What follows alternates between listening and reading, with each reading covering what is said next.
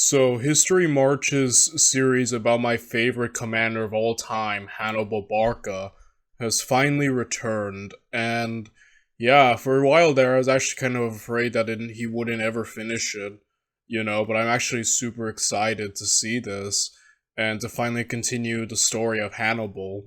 So I can't even remember when was the last time we stopped. I probably should now that I'm recording this, it occurs to me that I probably should have rewatched at least the bare minimum last episode, but oh well, here we are. And yeah, I'm interested in just seeing more about Hannibal because I do remember we're far past we're far past Cannae, which was Hannibal's peak in terms of military genius, and we're kind of at his decline, through various factors, such as the Romans no longer giving him pitched battles, and instead focusing their efforts on just, winning the war on other fronts, like Spain and whatnot. So, yeah, we're definitely at the decline of Hannibal now, but it's still gonna be interesting to see how his adventures in Italy and whatnot are going. So, yeah, I don't really have much else to say other than we should probably get right to it, huh? Let's watch History Marches, Hannibal's new offensive in southern Italy, the Battle of Tarentum, 1212 BC, wait, 1212, 212 BC, Second Punic War, Part 20. Oh boy, that's a mouthful. January 214 BC. Carthaginian general Hannibal, the victor of Trebia, Trasimene, and Cannae, consolidated his position in southern Italy. His army defeated all that Rome had thrown at it. But years of campaigning and lack of support from Carthage had exhausted even his grizzled veterans. Many had been with him for the past 7 years, pacifying the tribes of Iberia, marching through Gaul, and crossing the Alps to bring war into Italy. Yet Rome proved itself an enemy who did not know when he was beaten. Fabius Maximus had blunted Hannibal's lightning campaign and had rebuilt Rome's shattered armies. Recruiting another 6 legions in January, the consul now had 18 legions at his disposal. Nearly Again, the frickin' Roman manpower hack that they have, which is insane. I've said this before, but yeah, when we're looking back at like the First Punic War, that the Romans lost over 100,000 men, and a lot of those casualties were from the natural disasters of losing their fleet. I'm amazed that Hannibal basically rivaled those numbers. Him and his ragtag army basically managed to kill like over 100,000 Romans themselves. But the thing is it's just the overpoweredness of the Romans in terms of manpower. They can get their butts kicked so hard, but they can just keep coming back. They literally spawned, like I said, a new 100,000 man army. They just spawned that after Cannae, and Hannibal is essentially just kind of like fighting an enemy who won't ever. I think when I was reading Plutarch's account of the life of Pyrrhus of Epirus, something really interesting is after the first battle with the Romans, Pyrrhus immediately tried to basically forge a peace, but I think the guy he sent, observed, and I think the way he described the Romans was very on the spot, on brand, when he compared them to a Hydra that it can just regenerate another head when one is cut off, like, that really is the Roman army, at least early on. Later on, they lose this manpower ability, especially in the late Empire / Byzantine era, but, early Rome could just generate armies, like, seemingly they can just crap out armies anytime they lose one. And it's just like, wars of attrition with Rome. It's like if you're gonna get into war with Rome, it's never gonna be quick if you're the one winning, unless the Romans beat you quickly. Then that's the only way it'll be quick. But when you go to war with Rome, it really is always going to be a war of attrition, and that's the thing. I think is what's interesting about Hannibal is how precarious of a situation he's in. It's amazing because I think one decisive defeat on Hannibal would essentially undo him. As we saw with, like, the Battle of Zama, Hannibal only needs one decisive loss, and he's done. The Romans can basically handle a crap load of decisive losses and just keep coming back, But yeah, it's just like, you're just doomed to forever keep fighting them because they won't give up. 200,000 troops across all theaters of war. The resolve of the Romans was unquestionable. Holy crap, I just read that. They spawned 200. Oh my goodness, I remember the 100. I'm telling you, where do they keep spawning these people, man? Like, it's amazing, ain't it? Just like, where do these people keep coming from? How many people does Hannibal have to keep killing? But it doesn't matter because they just keep coming and coming and coming. Yeah, it's insane. Again, they just have the manpower hack, man. On paper, Hannibal could not match the might of his foe with only 60,000 men.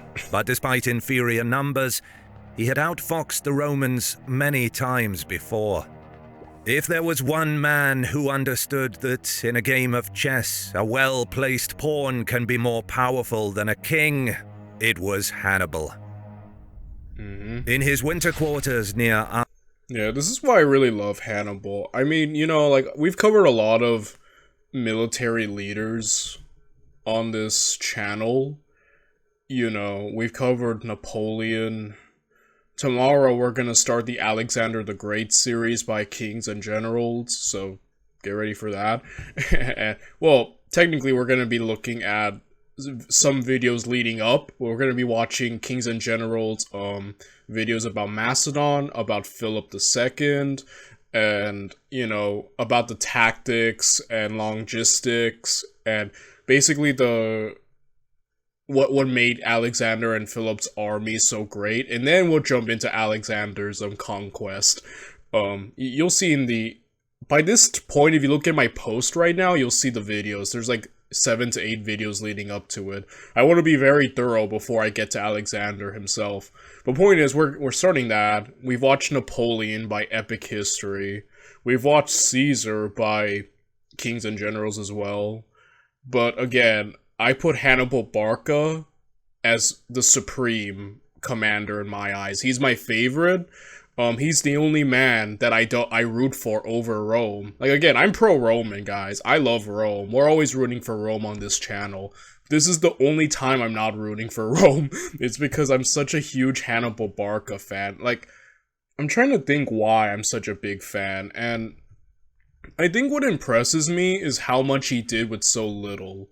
Not to take away from anyone else, obviously, Alexander inherited probably the best army in the world from his father. Not taking away from him, I'm just saying, I'm just trying to compare Hannibal to other commanders. Julius Caesar, in charge of legions. The legion by the time of Julius Caesar was already a great fighting force. And only fighting fellow Romans. He was fighting a lot of fellow Romans, obviously. Not taking away from him, I'm just saying, Caesar definitely had already legions, which were, by his time, the best army in the world. And obviously the French were super powerful in the time of Napoleon already. I just feel like Hannibal essentially had, and compared to them, he had this, like, ragtag army. The Carthaginians, or his armies in Spain, were by no means the best army in the world. Even by this point, Rome, I think, was already basically nearly one of the best. So he was already kind of there, and then when he crosses the Alps, he loses a majority of it, has to essentially use mercenaries, the Golds. He has this really ragtag, diverse group that's not really loyal to him. They're just, I keep calling them a ragtag band, a ragtag army, because that's kind of what they were. Made up of all different ethnicities, cultures, only held together by Hannibal and his leadership. And he went on to give the Romans some of their biggest L's in history, a complete underdog, you know? He made up for, and obviously him not getting support from the Carthaginians, like, he has the underdog effect, you know what I mean? Like, you kind of look at his army, like, doesn't look that great compared to, like, Rome, even at this time, you know? And it's like, he's not getting support, but it's like, he just has this underdog effect, and, like, his audacity with, like, crossing the Alps, one of the most legendary moments in military history, his decisive battles, and how much he accomplished with so little, you know, shocking the Romans and the world, essentially, with Cannae, a battle that is still studied to this day by military commanders, so I've heard. Like, obviously, Hannibal did so much with so little, with all the odds not in his favor. How much he did with what he had is amazing, you know? And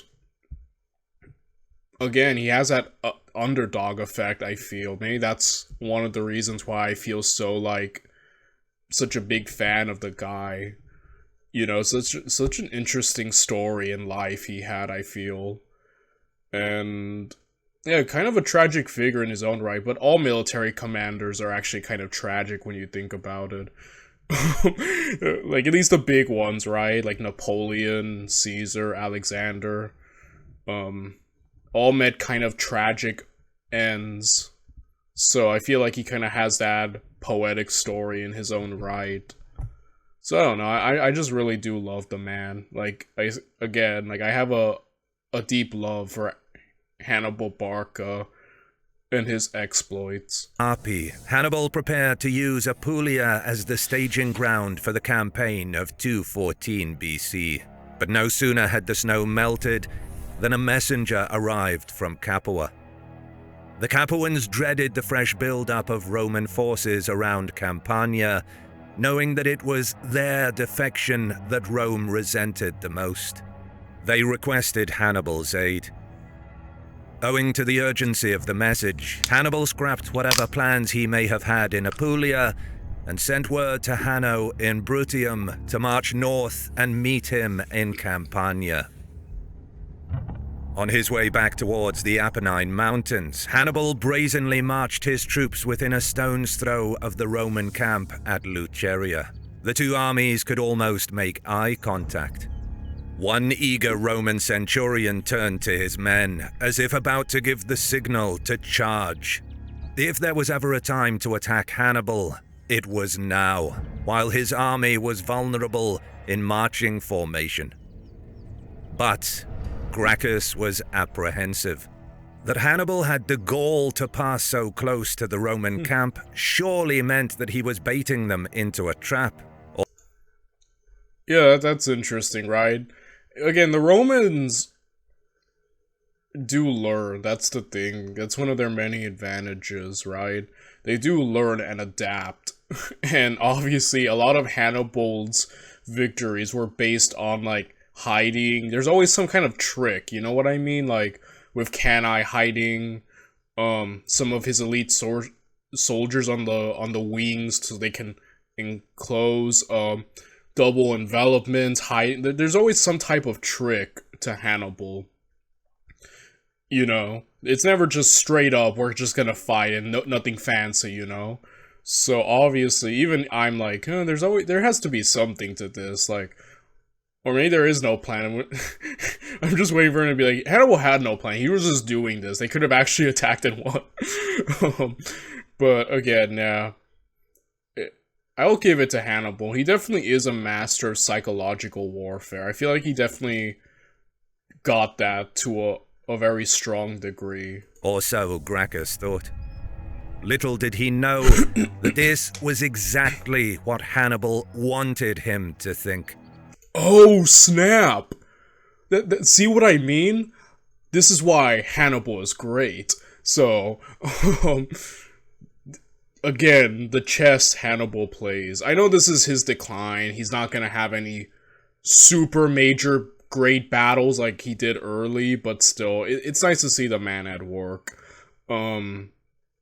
Again, the guy does play chess with everyone. He definitely does have a great ability to get into his enemies' minds, doesn't he? Like, especially with Romans, he knows how to mess with them, which I find funny. In his haste to come to Capua's aid, the cunning Carthaginian general took a calculated risk. He knew that exposing himself to attack would be seen as a provocation and would in turn pin Gracchus in place for fear of an ambush. Still, despite the Roman general's suspicions, there was no trap. But by the time he realized this, the chance to wrong-foot Hannibal had gone. This paralyzing paranoia that Hannibal instilled in the Roman leadership was unheard of, and perhaps not. Again, like I said, yeah, like that kind of fear, I think, is amazing, because the Romans up to this point in history were so aggressive in how they conducted themselves. Like, you could look at with the Pyrrhic Wars, the First Punic War, just how, even earlier before Hannibal wrecked them as hard as he did, the Romans were so aggressive and real go-getters, and Hannibal put such great fear in them that their best strategy was to not fight him directly anymore, you know what I mean? Like, unheard of. Like, I know that Rome had a lot of enemies, right? You have the Sassanids, Parthia, and you know, a lot of people obviously would point at these as Rome's greatest enemies, but I would give that title to Hannibal, because Hannibal is just an individual really messed with the Romans in a way very few ever did, you know? Like, it really is he's operating as an individual, I feel. I'm not viewing this as, like, the Carthaginians. Like, no, I'm viewing it as Hannibal, as Rome's greatest enemies. Like, I've joked and said the Second Punic War wasn't, you know, Carthage versus Rome, it was Hannibal versus Rome. Because just the amount of fear that he made the Romans, the previously so aggressive Romans, so hesitant to fight him, is astounding to me. And, you know, even then, the Romans never forgot this. Like, after the Second Punic War, yeah, they won, but Hannibal became kind of the boogeyman, you know, for Rome for, like, ever.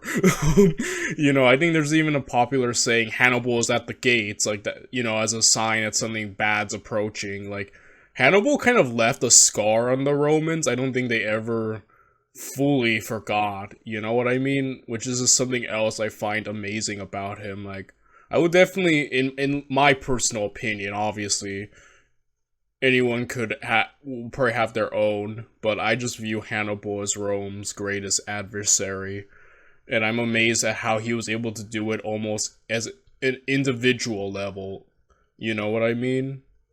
So, yeah. Not repeated by any other enemy of Rome throughout its history. And now he was on his way back to Capua. In our modern society, communication has become easier than ever. Trailed by Gracchus, Hannibal pillaged the lands of Benevento, seeking to provoke his enemy into a fight. Gracchus, however, was under strict orders not to advance beyond Benevento, thus allowing the Carthaginian army to slip away. At this time, the Roman leadership faced a most bizarre crisis: bad omens. Witnesses saw a woman turn into a man. A crow built a nest inside a temple. A tree lit itself on fire. Animals spoke in human tongue. Widespread sightings like these paralyzed the state. In the minds of the superstitious Romans, the gods were not happy, which could have dire consequences, especially in times of war. Senate proceedings were halted for several weeks so that elaborate rituals could be performed. Once diviners and soothsayers were consulted and the so-called peace of the gods was secured, did matters turn to dealing with the mortal men Rome feared the most. But upon reaching Campania, Hannibal quickly found that the situation was not as urgent as the Capuans had previously reported. Roman presence had increased, it was true, but the Carthaginian general had already prepared for this before leaving Campania at the end of 215 BC. He doubled the garrisons across the region. Fortifications were strengthened. Provisions were stockpiled to last a year. Thus, despite the reports, his presence in Campania was not required. Recalling him from Apulia was a major blunder by the Capuans, for it ruined whatever plans he may have had for the year 214 BC. Making matters worse, Quintus Fabius, the son of Fabius Maximus, used Hannibal's absence in Apulia to capture the cities of Aegae and Asculum. Yeah, that's the biggest problem, I think, with Hannibal's strategy. As a tactician, Hannibal is obviously one of the greats, but obviously he's been criticized heavily about his strategy. And the big problem is he wanted to isolate the Romans. Like, again, Hannibal never wanted to kill the Rome as a thing. He never wanted to commit genocide, essentially. He just wanted to beat Rome and essentially weaken them, which was the biggest mistake I think he made, because he thought he could actually, like, coexist with Rome. Like, no, if you get into war with Rome, either they're gonna beat you or you're gonna have to, like, essentially get rid of them off the map. Like, there's no other option with Rome. You have to essentially do what they did to Carthage and get rid of them. I don't think Hannibal understood that a lot of the time, and even HistoryMarche, I think, earlier stated that Hannibal's goal was never to destroy Rome, which is probably the biggest blunder he made. Because his strategy of trying to isolate Rome, and he was very reliant on getting, like, southern Italy to defect to him. You know, that was a big part of his plan, but obviously now it's like Hannibal, one of his advantages throughout the early part of the war, pre-Cannae, or I mean, to Cannae at least, is that he was essentially just running loose in Italy. He was just going wherever he wanted. He didn't have to worry about anything other than not being caught or losing a battle. But he could just keep going around, keep doing what he wants. And he, essentially very unrestrained. But I think, as Oversimplified put it in his telling, the moment he got all this area in southern Italy to defect, essentially now he had to play whack-a-mole, with the Romans. He couldn't be everywhere at once, and since the Romans were giving him pitched battles, he would leave one area, get distracted, while the Romans behind him would take whatever territory he had acquired from allies. So it's like, essentially, yeah, he was contained, as Oversimplified put it. Hannibal's contained in southern Italy now, having to constantly go around defending allies who, for the most part, aren't useful to him at all. So, again, maybe just giving up the whole idea. Again, having to manage all of that, probably the biggest issue Hannibal had to deal with. So yeah, as you can just see here, right?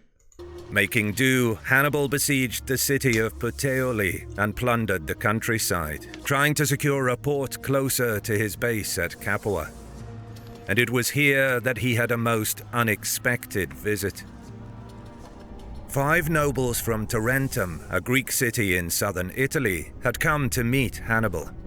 These men were among many who previously fought for Rome, but were captured by the Carthaginians, some at Trasimene, others at Cannae. But because they were non-Romans, Hannibal treated them fairly and released them to their homes, declaring he came to Italy only to fight Rome, This courtesy paid dividend. It was these Greeks who now believed that they would enjoy greater autonomy if they sided with Carthage. They despised Rome's heavy-handedness and saw their chance to regain their long-lost influence. You see, in its heyday, Tarentum Yeah, we covered this with was a major with the Pyrrhus of Epirus series. You know, Tarentum was originally a Greek, like, the Greeks colonized that, and then, you know, we really see their fall as an independent thing during the Pyrrhic Wars, where Pyrrhus jumps. The Tarentums ask for help from mainland Greece. They just happen to call Pyrrhus. Pyrrhus jumps. He has like 2 fights with the Romans, then abandons them, and then comes back, and then loses, and then Tarentum is essentially absorbed by Rome. Like, you know, a big thing with Tarentum, right? Like, you know, they were a Greek powerful group, but, you know, Rome took over Italy, as we all know. So yeah. A regional power in southern Italy and a leading force in Magna Graecia, its prosperity renowned throughout the ancient world. The city had the best harbour in southeastern Italy and a large fertile hinterland. But the withdrawal of King Pyrrhus and the subsequent Roman conquest of his allies marked the end of Tarentine hegemony in southern Italy. The city was forced to accept an unequal alliance with Rome, which forced them to support Roman foreign policy, to receive a Roman garrison in its citadel, contribute ships and troops to Rome when it went to war, and pay an annual tribute. Now, more than 50 years later, these harsh economic and military burdens placed on Tarentum and its inexorable assimilation into the Roman-dominated economic system was still the source of irritation for many Tarentines. At the meeting, the 5 nobles declared a pro-Carthaginian faction was forming in the city. If Hannibal's standard appeared in front of Tarentum, the gates would open. Hannibal welcomed their sentiment and bade them farewell. Soon he will be with them, he said. Meanwhile, Fabius Maximus and Marcellus were again elected consuls. At present, their biggest concern was the alliance between Hannibal and Hieronymus. The Syracusan fleet, joined by the Carthaginian navy, could potentially dominate the seas around Sicily, provide troops and supplies to Hannibal, and help him lock down southern Italy out of Rome's grasp. If this were to happen, Macedon would be further enticed into joining Hannibal, providing yet more men and material. The 2 consuls took this threat so seriously that they outfitted a new fleet, bringing the Roman navy up to around 150 vessels of war, mostly stationed in Bruttium and Sicily. And for the first time in Rome's history, the ships were manned by professional seamen. Keeping the Sicilian fleet active at all times was of such importance that the Senate mandated the salaries of the sailors be funded by the wealthy elite, ensuring payments would be on time to avoid any chance of mutiny. When it came time to... On land, the size of the Roman army towered over the Carthaginians. Yeah, that makes sense. Like, obviously, you know, the next theater of war after Cannae for the Romans is to, you know, beat all of Hannibal's allies, essentially, you know? Obviously, Carthage had its chance to supply Hannibal and give him what he needed. They failed. They decided not to do that, thanks to the stupid Hanno II, whatever. I hate that guy. In fact, I hate Carthage, like... I hate them for not supporting Hannibal. Not that I support them getting genocided, I don't support that, but I'm not gonna lie, Carthage's my least favorite civilization. So, point is, like, here you have this, right? The thing about Rome is that they're definitely united. I think that's the biggest difference between Carthage and Rome. Rome is all in. Like, they're like, we either win or we die. Everyone's in on it, you know? Carthage isn't. Like, freaking Carthage won't lift a finger to help Hannibal or give him supplies. And they themselves are completely, like, incompetent and big losers on the battlefield, you know? Outside of Hannibal, Carthage mainly loses every fight, you know? So, incompetent, divided, perfect enemies to focus on. You know, Rome, focusing on Hannibal's allies, probably the best thing they could have done. And as we know, as we saw with the Roman conquest of Greece, the way they handled the Greeks, Macedon jumping in, was also, you know, amazing. Using the Greeks to fight themselves, causing Philip to become bogged down, having to deal with the Greek city-states, so he couldn't fully mobilize to fight Rome. Another stroke of genius. Yeah, that's the thing, though. Rome has a lot of competent people. They have Fabius. They have Scipio, the entire Scipio family. They have Marcellus. They have competent, good people. On Hannibal's side, Hannibal's the only competent one, I feel. He's the only one who can, like, win a freaking fight. That's the thing, though. You can't win an entire war just by yourself, though. I mean, there have been instances, but even, like, you know, your side needs more than just one competent person, you know? Even Napoleon needed, like, competent commanders and allies and marshals. You know, Alexander also had pretty competent allies. Like, Hannibal's essentially on his own. That's the thing, you know what I mean? Like, his brother gets his butt kicked in Spain, as we've seen a lot of times. Philip of Macedon isn't useful at the long run. So it's like, it really is just Hannibal by himself. He's the only genius / I feel fully competent person against the Romans.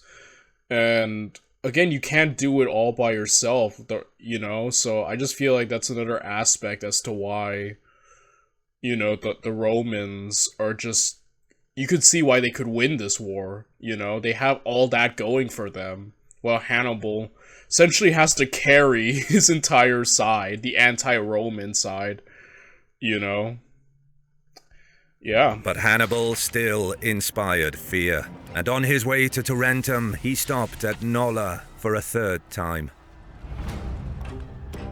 Advancing on the city, Hannibal put more pressure on the Roman flanks to get access to the gates, while holding in the center.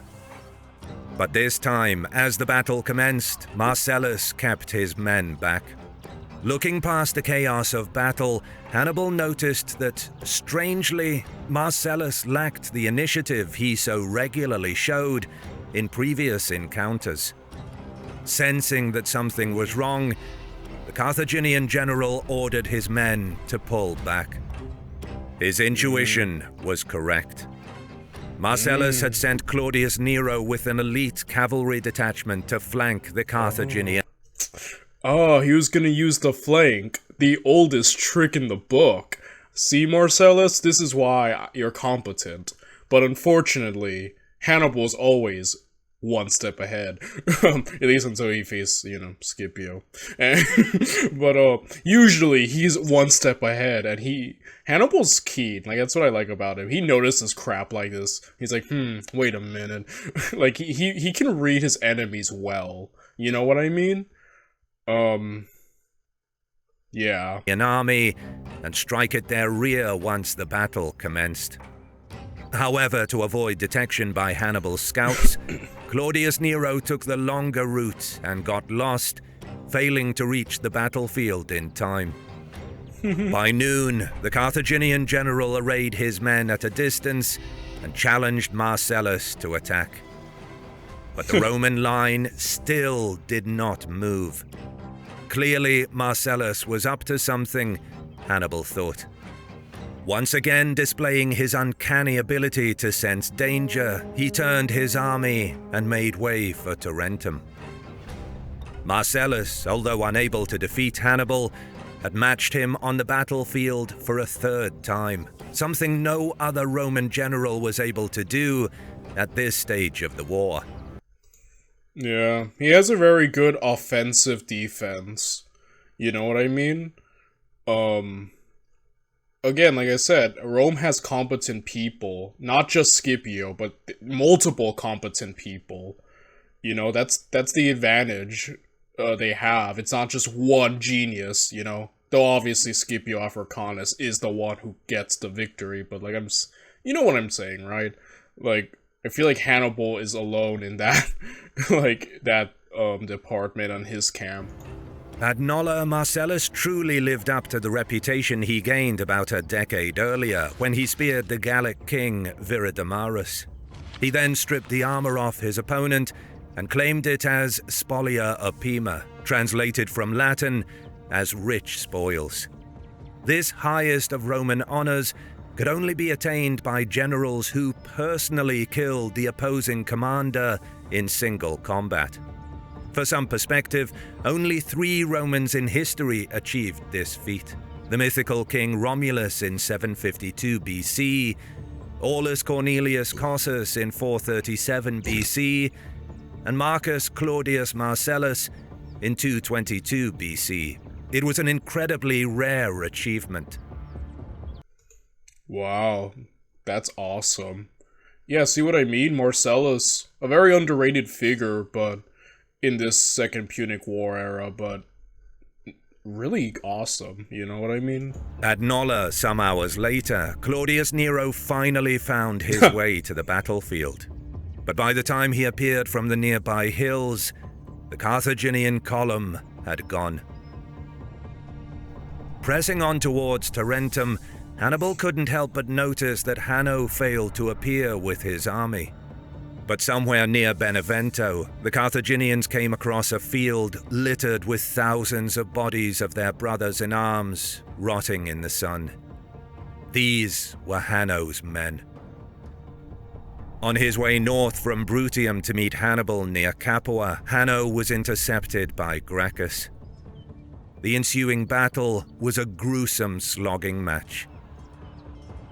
The Numidians were superior on the flanks, but in the center, Hanno's Brutians and Lucanians were checked by Gracchus's infantry, comprised of slaves hastily trained and incorporated into the army due to lack of manpower after the defeat at Cannae.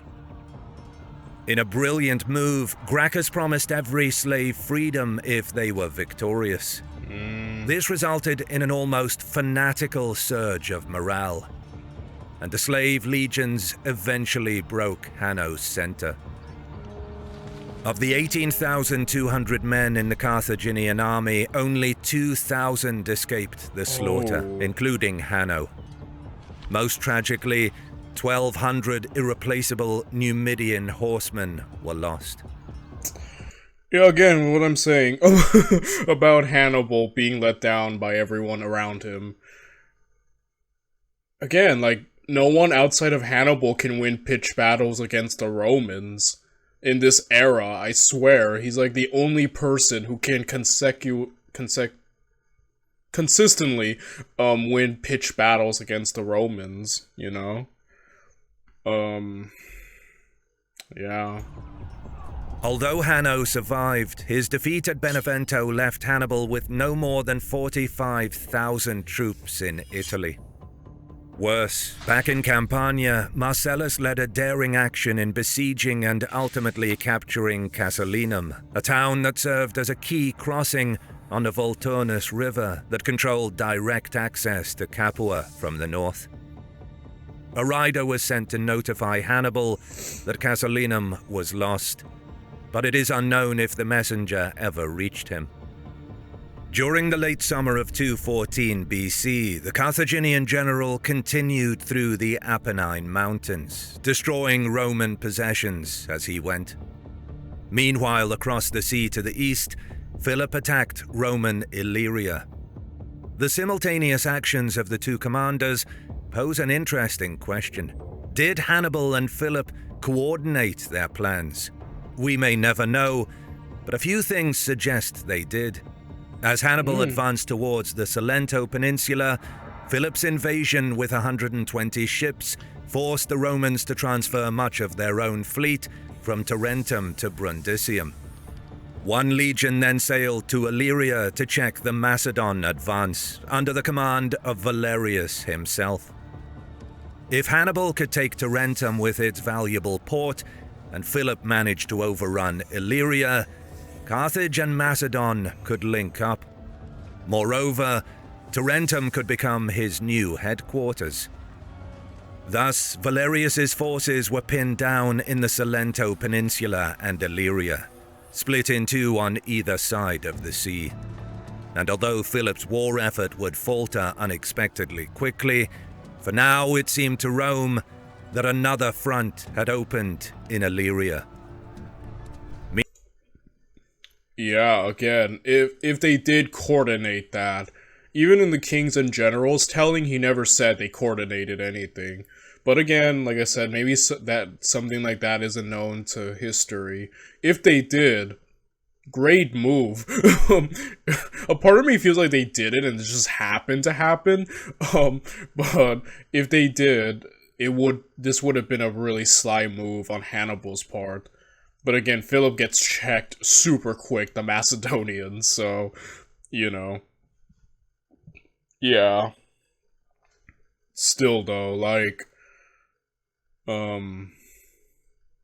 yeah. Meanwhile, Fabius used Hannibal's absence to lay waste to Samnite lands loyal to Carthage. The operation was exceptionally brutal. Some 25,000 were captured and summarily executed. To the south, Gracchus launched a raiding mission into Lucania. Seeking to capitalize on his victory at Beneventum, he dispersed his forces to cover a wider area. But Hanno had by now recruited several thousand troops and moved against Gracchus upon learning from his scouts that his army was divided. Despite no longer having the swift Numidians in his ranks, with the help of the locals loyal to Carthage, Hanno was able to find and destroy the Romans piecemeal before they had time to react or regroup. He inflicted on Gracchus the same losses he previously suffered at Beneventum. But more importantly, he repelled the attack on Brutium and Lucania and gained more time to rebuild his army. Oh, wow. Okay, that was just smart. That was a quick recovery on Hanno's part. And man, Gracchus got a little too greedy there with his victory. A little too greedy, but... yeah, that was smart. Attack a divided enemy. You know what they say, divide and conquer.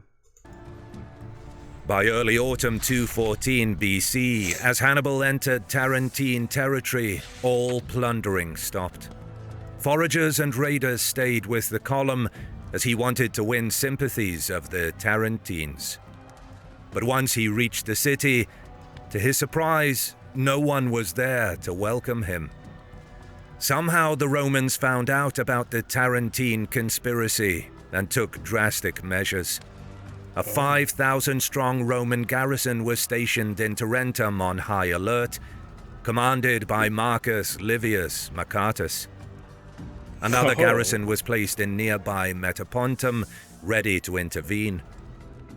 More of Valerius's troops were stripped from the Illyrian expedition and placed in Venusia and Brundisium, ready to march to Tarentum's defense at a moment's notice.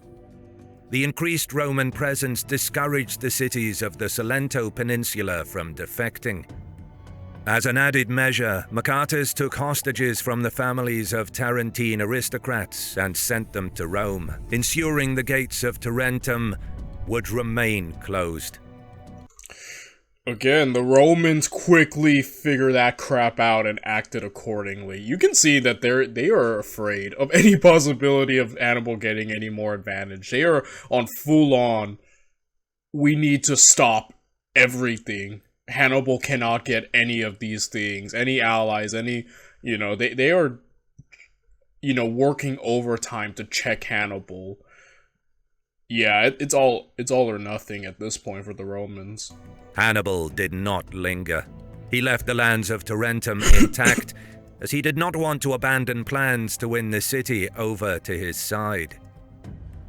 Marching southwest along the coast, he plundered the towns and countryside around Metapontum, advancing as far as Heraclea unchallenged, before turning north towards Apulia. Burning and pillaging as he went, his aim was to demonstrate Rome's inability or unwillingness to protect its Italiate Greek allies. This was a strong message to his supporters in Tarentum. Descending from the Apennine slopes into the grazing lands below, the Carthaginians confiscated 4,000 horses and drove off thousands more to prevent the Romans from using them. Finally, by late autumn, Hannibal reached Salapia, where he set up his winter quarters, a suitable location chosen for its expansive foraging grounds. Across the sea in Iberia, victories of the Scipio brothers convinced most tribes of the Ebro Valley to ally themselves with Rome. But the tribes south of the Ebro were still hesitant. And the arrival of Mago Barca with a fresh army to reinforce his brother Hasdrubal, as well as a third army led by Hasdrubal Gisgo, cemented Carthage's dominance in Iberia. That said, after the catastrophic defeat at Hibera in 215 BC, the priority of the Carthaginian Senate in 214 was not conquest, but stabilization of Iberia. Though they possessed a much larger army than the Scipio brothers, they had to utilize these troops to both fight the Romans and control the vast tribal territories under their rule, from whom they extracted taxes, resources, and troops. So the Carthaginians opted to freeze the conflict and continue building up their forces until they were ready to drive out the Romans from Iberia. The Scipio brothers, in their base at Tarraco, could only hope to defend the territory under their control. And thus the war in Iberia turned into a stalemate, a situation that would continue for over 2 years. Back in Campania, Rome did not press its advantage after capturing Casilinum. Consuls Fabius and Marcellus were far more concerned with the troubling developments in Syracuse. It was decided that Marcellus would depart for Sicily at once. His proactive stance against the Carthaginians prevented the fall of several key Roman positions in Campania and had weakened Hannibal's hold on the region. It was hoped that he could repeat the same feat and reverse the setbacks Rome suffered in Sicily. But once he disembarked, Marcellus found that the situation on the island was in disarray. The alliance between Rome and Syracuse, which had lasted for 50 years, had all but crumbled. Hannibal's agents, Hippocrates and Epicides, with their roots in Syracuse, had cemented the alliance between Carthage and Syracuse. Roman praetor Appius Claudius made a last-ditch effort to bring Syracuse back into the fold, sending envoys to King Hieronymus's court. The diplomats declared to the king that they had come to renew the alliance which had existed with his grandfather, Hero II. But Hieronymus and his courtiers laughed at the Romans. Smirkingly, Hieronymus rhetorically asked them if the stories of the disaster at Cannae were true. He quipped that he wanted to hear the truth from the Romans themselves before deciding who to side with. Clearly, it was his understanding that the Romans were losing the war. But from his condescending tone, it was obvious that the young king had already made up his mind. The Roman envoys remained calm, saying they would return once Hieronymus learned to receive embassies seriously. But before leaving, they warned him, rather than asked him, not to abandon their alliance so lightly. Hieronymus promptly departed the capital with his entourage. Yeah, Roman diplomats had no chill. But obviously Hieronymus hit them at a real low point, like, oh, hey, I heard about Cannae. You know, a big sore point in Rome for like their entire history. Um, but then again, Hieronymus, that was Hannibal's victory, not yours. And Hannibal's allies all suck.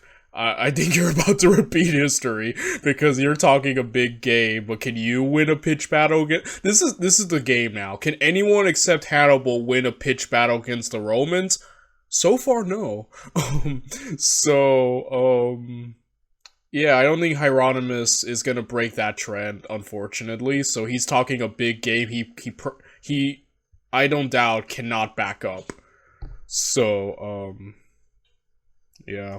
And headed for Leontini, where he enjoyed strong support and would be safe from his enemies in Syracuse. But the pro-Roman faction had had enough of the young monarch. While en route to Leontini, the king was assassinated. How? Yeah, I figured. He didn't even freaking win. He didn't fight them. He just got murdered. Again, Hannibal's allies, man, yeah. However, in an unusual twist, instead of the throne going to a pro-Roman candidate, Hannibal's allies, Hippocrates and Epicaides, were elected magistrates on the Syracusan ruling council. They immediately set up their base in Leontini. Oh, wow. With 4,000 troops under their command, they began to raid Roman towns and countryside. Still, Appius Claudius managed to recover most of the territory held by the Greek rebels, with only the northeastern corner of Sicily remaining hostile to Rome. Marcellus conducted the second. Yeah, these guys aren't gonna win. It's Marcellus, dude. One of the most competent of the Roman side. Like, these guys, I don't know these guys. I don't think they're gonna win. And how much troops does the Romans have? They have to have way more than 4,000, right? At least I'm just looking at these things. Yeah, I feel like we're just about to watch them lose. Attack. In August, he stormed and took Leontini. 2,000 Carthaginian sympathizers were lined up in the streets, beaten and killed, while Hippocrates and Epicaides retreated with the remnants of their army to Herbesos. There they convinced the city's commander to bring 8,000 troops to the city of Syracuse to help repel the Romans. Marcellus, meanwhile, took 1/3 of the army and moved into Sicily's interior. His plan was to reduce Syracusan strongholds of Haena, Herbesos, and the fortified coastal cities of Megara and Helorus, as well as to finally deal with the Greek rebel cities in the mountainous northeast that tied up significant Roman resources in the area. Knowing that this operation would take months to complete, he tasked Appius Claudius with preparing the remaining 2/3 of the army for the siege of the city of Syracuse. By the end of 214 BC, it was clear that the Hannibalic hegemony in Italy had weakened.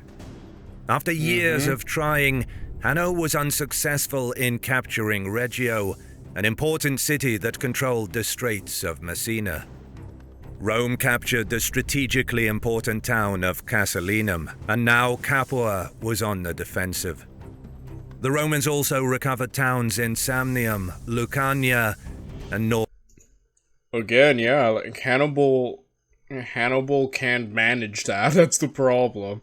He can't be everywhere at once, and like leaving it to just their allies. You just see just how his allies aren't like can't carry their own weight. They lose automatically to the Romans. So yeah, man, just again fighting everyone except Hannibal. Genius strategy, by the way. Northern Apulia.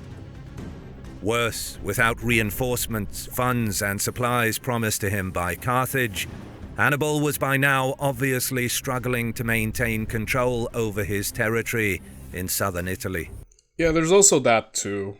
Hannibal was let down by all his allies, but most of all, definitely Carthage itself. Carthage not giving Hannibal resources, money, men. Big L on Carthage's part. A big reason why I hate them too. You know, it's just like, again, like, I can't stand Carthage, man. They really let Hannibal down. Hannibal was let down by everyone. I'm just gonna say that. Everyone let Hannibal down. Hannibal was doing great, and no one helped him afterwards, you know? Most of all, Carthage. Like, you would have sworn Carthage wanted to lose this war. With the way they dealt after Cannae, I'm convinced Carthage wanted to lose the war. That's my headcanon, because there's no way they screwed themselves this big over not helping Hannibal. Again, big thing. I'm a big Carthage hater, mainly because of what they did with Hannibal. You know.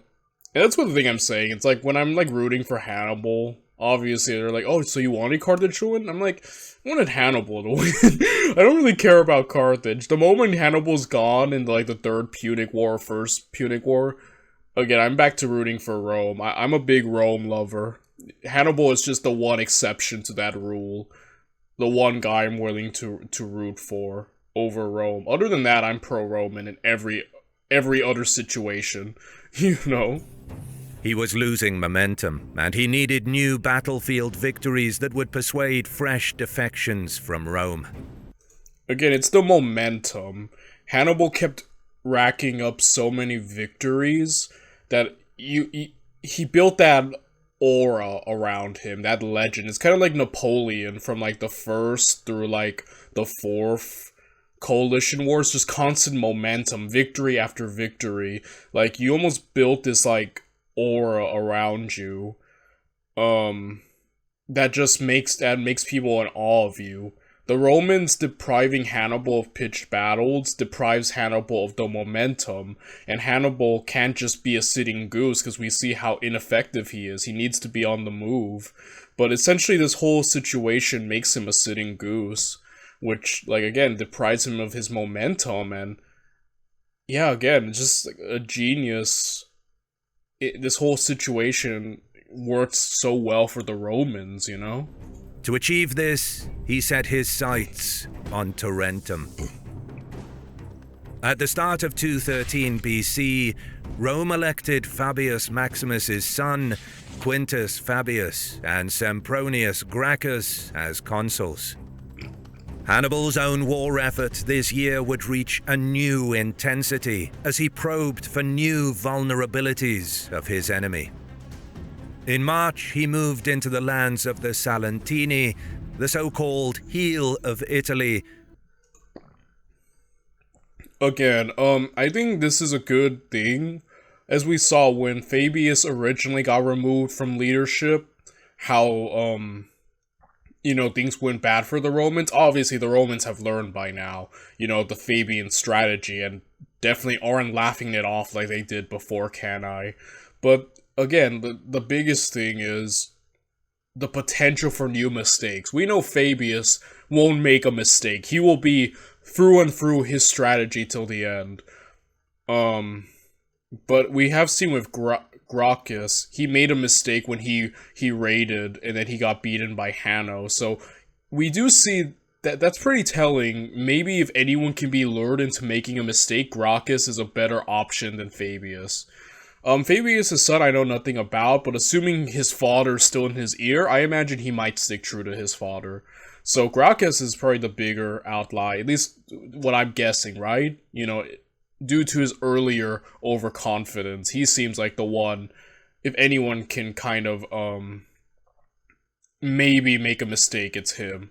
Again, I don't know about Fabius Jr. here. Or maybe they both will stick true to the strategy and Hannibal won't have anyone to pick. But if there is a time, now is the time, right? Which offered rich foraging grounds. The presence of his army there encouraged Philip to continue his own war efforts in Illyria. This forced the Romans to send more troops from the Salento to Greece, which allowed dissent to grow among the Tarentine, Messapian, and Lapygian communities. The ultimate objective of Hannibal's operation in the Salento was the capture of Tarentum, but for much of 213 BC, he focused his efforts on rallying local support, understanding that to achieve his goal, he must first weaken Rome's authority in the region. Fortunately for Hannibal, the Messapian aristocracy suffered economic decline under Roman rule, especially since the start of the war, and many were by now eager to throw off the Roman yoke. By early summer, several cities defected to Hannibal, among which were Uzentum, a strategic hub in the heel of Italy, and Mandoria, just east of Tarentum, which could serve as a base of operations. Other important centers also joined him, such as Tarentum and Hydruntum, as well as Lupiae, the second most popular. So Hannibal definitely is. I think the title is fitting this new offensive. Hannibal is sensing he's on the back foot now. He's starting to get on the back foot as the Romans are now getting momentum. So Hannibal is now being aggressive once again and really going for this area. Very good, but again, the biggest issue is the new consuls and how they conduct themselves. If they conduct themselves true to Fabius,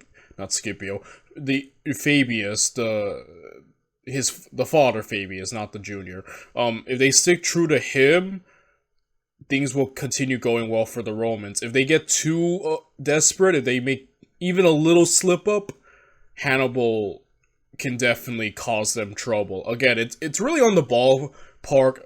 The ball is on the court of the Romans, these new consuls, who I'm not sure what they're made of. We're about to find out, though, how they respond, because that's going to be the more important aspect in how they handle this. Popular city in the Salento Peninsula. Hannibal would spend the spring and summer seasons forming a buffer zone between Tarentum and the Roman base at Brundisium. He knew that as his presence increased in the Salento, the Tarentine nobility would eventually advance their own clandestine anti-Roman plans. But perhaps more importantly, Hannibal welcomed the much-needed new recruits from the region into his army. However, to the north in Apulia, Rome continued with the strategy of attacking Hannibal's allies during his absence. Okay, smart. That's what I was wondering. They're sticking true to the Fabian strategy, which means that things are going to continue going well for the Romans. Though this is a cause of concern, obviously, Hannibal's activities here. But as long as they stick true to Fabius, everything will go well. Consul Quintus Fabius besieged and stormed Arpi, the epicenter of support for Hannibal in Apulia. Heavy fighting in the narrow streets during a rainy night convinced the consul to offer terms to avoid massive casualties for his own army. Fabius agreed to allow the 5,000-strong Carthaginian garrison to leave unharmed in exchange for giving up the city. While the loss of Arpi was a setback for Hannibal, his hold over Apulia was evident to the Romans. Just like Arpi, the other Apulian cities were garrisoned, well provisioned, and were now on high alert. Dislodging the Carthaginians was far from being a foregone conclusion. Some good news for Hannibal came from Brutium, where Hanno the Elder defeated a pro-Roman Lucanian army and advanced into Lucania to recover several cities. Oh, wow. This victory did much to boost confidence among the Greek cities of southern Italy that Carthage would win the war. But while Hannibal and Hanno renewed the offensive, in Sicily the pro-Carthaginian faction was on the defensive. By April 213 BC, the contest on the island reached a crescendo. Marcellus had brought much of the island under Roman control and had commenced the siege of the city of Syracuse, Yeah, Marcellus. OP, like, they never had a chance. The moment I found out he was coming here, I'm like, they have no chance, you know. And once again, proven correct. They're about to lose freaking Sicily, man. Last major pro-Carthaginian holdout in Sicily. In July, across the sea in Africa, for the first time since the start of the war, trouble was brewing in Carthage's own backyard. Numidia, a vast Berber region, was divided into two kingdoms in the 3rd century BC. The Massili were a Berber federation in eastern Numidia, formed by an amalgamation of smaller tribes ruled over by King Gaia. Their relationship with Carthage resembled that of a protectorate. The powerful empire dominated Massilii politics through skillful diplomatic maneuvering, marriages, economic dependency, and playing off local tribes and kingdom rivalries. As such, the Massilii fully committed to fighting alongside Carthage by sending both regular troops and mercenaries, their strong and proficient cavalry force being a crucial component of Carthaginian armies. In western Numidia were the powerful Massazili. They were an extremely rich Berber kingdom that could support a large army, and just like their eastern neighbors, they possessed a strong cavalry. As such, their king Syphax always harbored ambitions to rule a fully independent kingdom.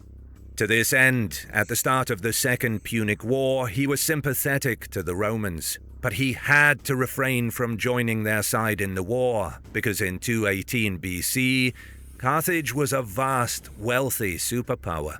It dominated North African politics and held strong influence within Syphax's kingdom, including a prominent pro-Carthaginian faction and close economic ties that benefited most of the Massazili nobility, who would oppose siding with Rome. But while Syphax could not openly be hostile to Carthage, he showed defiance by remaining largely neutral and refused to send regular troops to fight for Carthage. However, many thousands of Numidian mercenaries from his kingdom did serve in Carthaginian armies in both Iberia and Italy, though their services did not come cheap. But now, in 213 BC, messages coming from Rome claimed that the tide of the war was turning. Persuaded, Syphax swayed sections of the Massazili nobility and decided it was time to go to war with Carthage. The Scipio brothers sent Quintus Statorius, a centurion from Iberia, to help train Syphax's infantry in the Roman way of war, as well as the art of fortification. To counter the threat, King Gaius's son, Prince Massinissa, was put in charge of 30,000 troops to confront the threat. The two armies met west of Cirta, where Massinissa completely routed Syphax and his Roman-trained army. The Massazilian king fled west towards the lands of the Mauri, where he would spend several months building a new army. Despite this victory, the Carthaginians knew that Syphax was a serious threat that had to be neutralized. Fortunately for Carthage, by the autumn of 213, the situation in Iberia had stabilized, and the Senate could afford to recall Hasdrubal Barca, ordering him to prepare to cross with his army into western Numidia. Back at Tarentum, news reached the city that some of the noble hostages held by Rome attempted to escape, but were caught and executed. This provoked outrage among Tarentine aristocrats, further strengthening the support for Hannibal. By executing the hostages, Rome lost much of the leverage they had over the anti-Roman Tarentine aristocracy. A coup de main was not long in coming, led by young aristocrats Philemenus and Nico. Throughout the winter, they gathered more supporters within the city, and once the snow melted, they put their plan into action. Under the guise of going on a lavish hunting expedition, the conspirators rode to Hannibal's winter camp, just 3 days' march from Tarentum. Hannibal's terms were too good to pass up. Boy, yeah, taking Tarentum would be a huge morale boost, because Hannibal, again, as we said, is losing momentum. So this would help definitely get some of his good grace back. Tarentum's freedom was guaranteed. No tribute would be extracted by Carthage. The city was free to appoint their own magistrates, who would rule under Tarentine laws.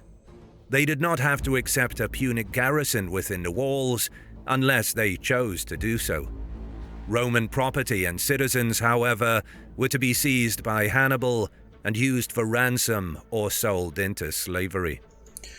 Yeah, again, Hannibal definitely giving it's always, I'll treat you well unless you're Roman, then no. But you know what I mean? Again, Hannibal's idea definitely it is good in a sense that, you know, essentially I get where he win with trying to really isolate Rome, and he's not just trying to like, oh, I'm replacing you as the new overlord. It's like, oh, you can be like your own thing. We just want you to fight Rome, you know? So, yeah, definitely. It works in this situation, but assuming it works, unless something last minute happens and these two get killed out of nowhere, and then Tarentum just remains thing, and Hannibal has to leave. Like he did before, but I don't know. Philemenus and Nico readily accepted. They stood up, went to where Hannibal was seated, and whispered in his ear their plan for the betrayal of Rome. The next day, Hannibal released a small portion of cattle from his baggage train. The conspirators then brought these back to Tarentum, claiming to have found them roaming free and had captured them. This little trick, I love that. Hannibal is known for his trickery. Very, very cunning, I have to say. Hannibal is a very cunning, sly man. This little charade. Look at what we found. It's like, oh man, this whole undercover thing, right? But I think it's all just to get the Romans unsuspicious. But yeah, I don't know. I just find that funny. They repeated this ruse several times in the weeks following.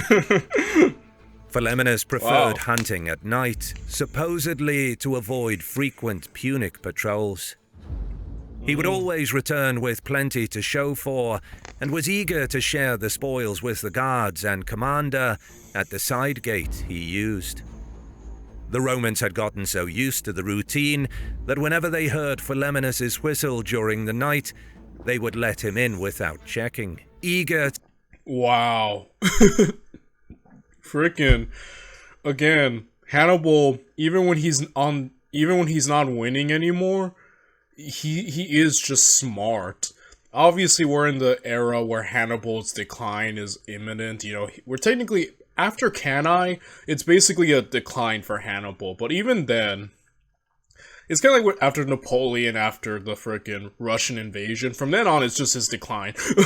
Well, technically, even a bit before, but you know what I mean. Like, even then, even when they're like when they're losing, they can still pull off really cool little feats. And I just like seeing Hannibal. He's quite the trickster.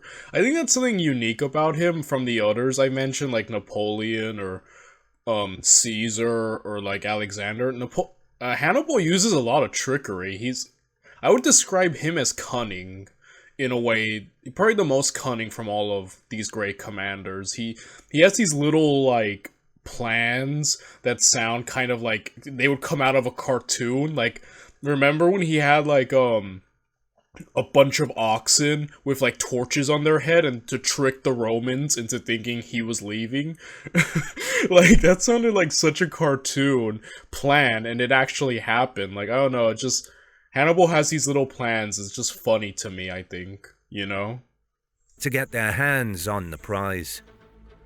Then, during one night in early March, Hannibal led his fastest 8,000 cavalry and 2,000 Gallic and Libyan infantry out of the camp.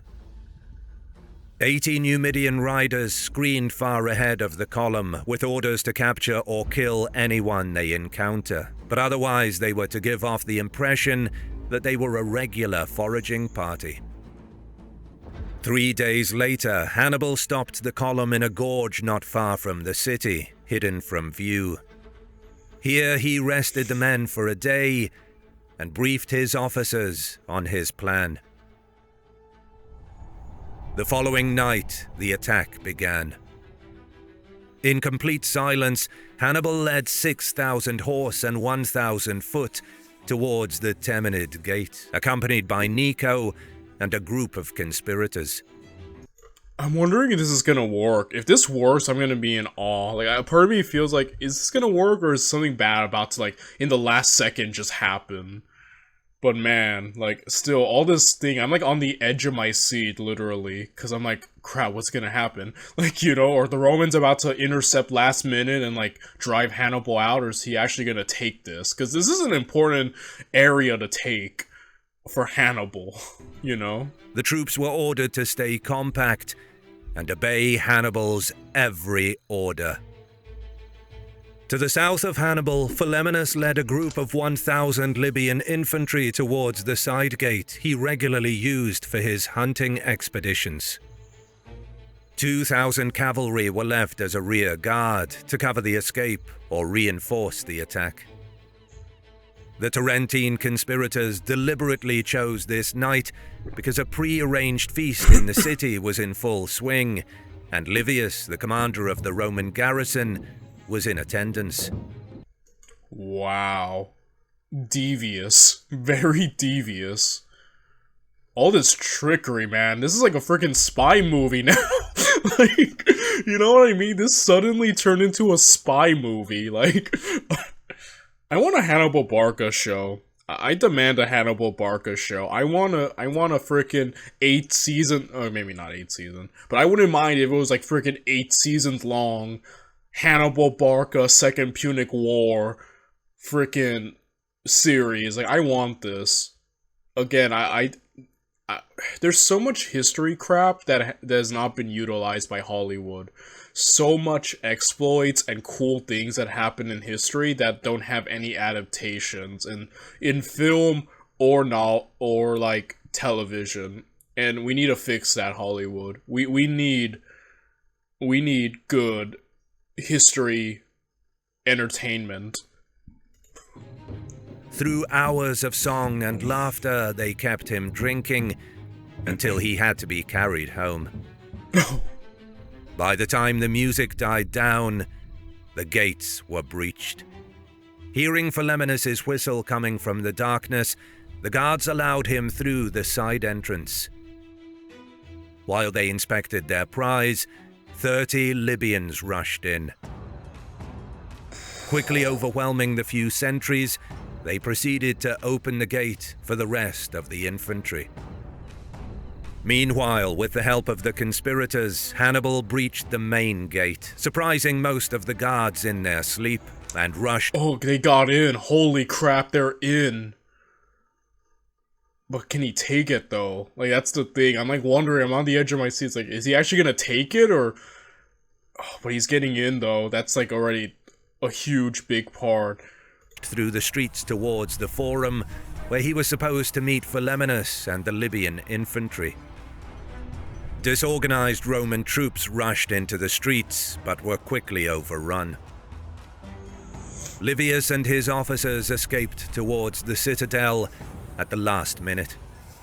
Adding to the confusion, conspirators waiting at pre-designated locations around the city blew Roman military trumpets, sounding off a mix of different orders. Oh. This had the effect— This is like 5D chess going on right here. The freaking Hannibal, I'm in awe of this man. This is amazing. Of sending in Roman troops piecemeal into the meat grinder. However, a good portion of the garrison managed to retreat across the narrow promontory to the citadel before Hannibal could reach it. Livius sent an urgent message via boat to the nearby Metapontum. By early morning, Hannibal ordered the building of a wall to cut off the citadel from the rest of the city. The citadel controlled the only entrance into the Tarentum harbour, and for now the men inside could receive supplies by sea. The entire garrison of Metapontum arrived several days later. Hannibal made several attempts to storm the citadel. Meanwhile, to prevent a further influx of Roman supplies and manpower, he organized the transport of Tarentine ships from the harbor overland, dragging the galleys through the streets and into the sea, from where they could blockade the citadel. Wow. The direct assaults failed, and one... That's the citadel, that's the issue right here, huh? But still, he took, like, the city, holy crap. Once the wall was complete, Hannibal left the Tarentines in charge of the blockade. The capture of Tarentum was a bitter blow for the Romans, and a great yet incomplete victory for Hannibal. Yeah, it's that citadel part, which could be a huge problem if the Tarentines are not competent enough to handle it. But at the moment, this is a huge victory. Dude, that was like a freaking spy movie that just went down here. Like, all of this suddenly turned into this freaking 5D chess, big brain, freaking maneuvering with the fake oxen and the oxen were real, but this fake hunting and then sneaking it, like, that's amazing. Dude, Hannibal is just on one. This man's freaking cunning and slyness is just... it's another level, man. This is why I love this man. Holy crap. The large Roman garrison was determined to withstand the siege at all costs, often enduring near-famine conditions. This meant that the power of Tarentum could not be fully utilized for Hannibal's war effort, as resources needed to be allocated towards blockading the defenders from receiving supplies and reinforcements by sea. Nevertheless, by taking Tarentum, Hannibal caused a domino effect. More Messapian communities joined him, and much of the Salento Peninsula was now under his control. Wow. Metapontum and Heraclea also defected. Even in Brundisium, rumors circulated that the Messapian aristocracy within the city were ready to betray Rome. By April 213 BC, Hannibal's territory in southern Italy reached its greatest extent. But the Carthaginian army would not be resting for long. A rider bearing grim news entered Tarentum and demanded to see Hannibal in person. Out of breath, the messenger dismounted, and as he ran in to be received by Hannibal, he fell to the ground, his hand extending a note. It was from Capua. The message read, "We are besieged by 4 legions. Come at once." If you like what you see, consider supporting my work on... Footnotes. Footnote number 1. There are no written records of what Hannibal's plans in Apulia were in 214 BC before he was recalled by the Capuans. It's possible that just like in Campania, he wanted to increase strength and readiness of the Apulian garrisons and or attack the heel of Italy.